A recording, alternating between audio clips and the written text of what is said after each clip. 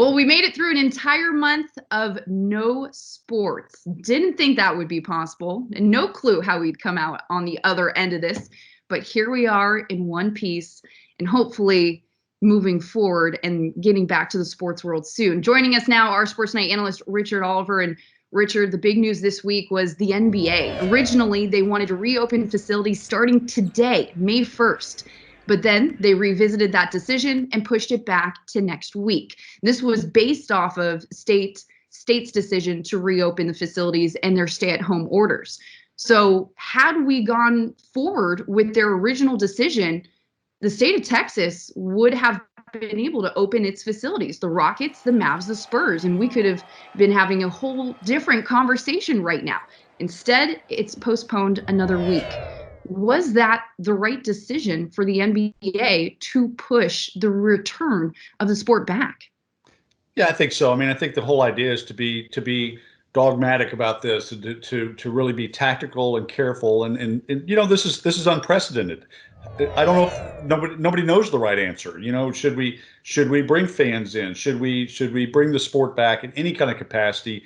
So Jill, I tell you, it's a tough question because I don't know if anyone really knows the answer until, and the difficult part is bring everybody together and then something happens there's another infection or something happens, then you did it wrong, and you don't know you did it wrong until that happens. So it's kind of it's a weird scenario any way you think about it. And I think the NBA realizes, hey, you know what? We've still got a season. We've got to finish this thing. If at all possible, we've got to be able to finish this thing.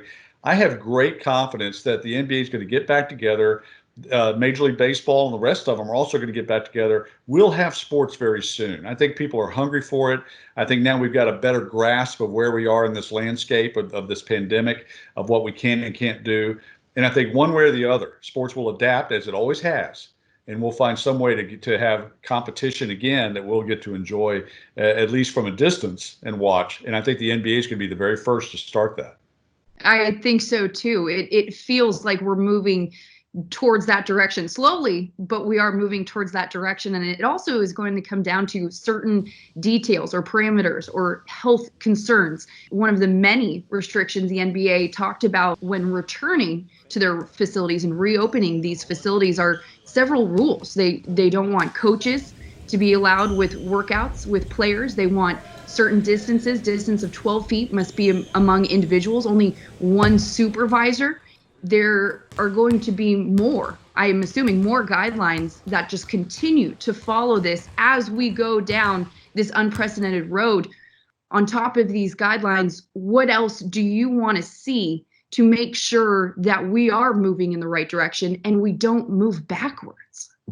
Well, it's a great question because, what form is this going to take? It's interesting because you talk about all the different parameters that are in place. Okay, you can only have certain officials on site. The coaches have to be a certain distance away. During timeouts, where will players go? I mean, are the coaches going to be texting their plays?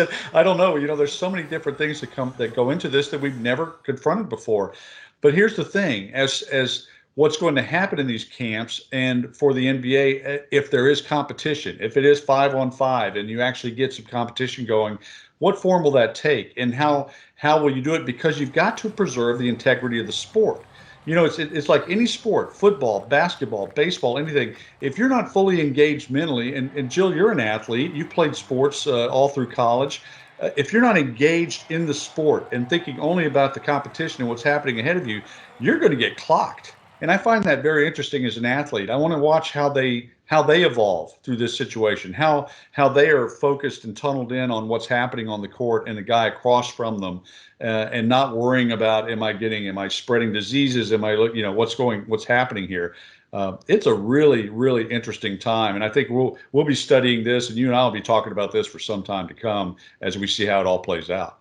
I think so too. It would have been interesting to see if the NBA did not push this return back a week, what the Spurs would have done, if anything at all. What would be your best guess as to what San Antonio would have done or what they would have allowed had the NBA wanted their return today?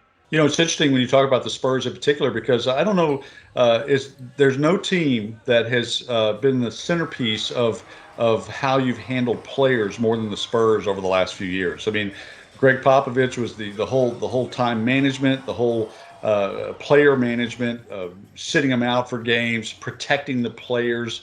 I think the Spurs would have been more careful than just about any team in the league in how they would have treated their players and treated this situation. The one thing they would have to ask too is to sit down in front of each one of those players. You've got to gauge your roster. Hey, how does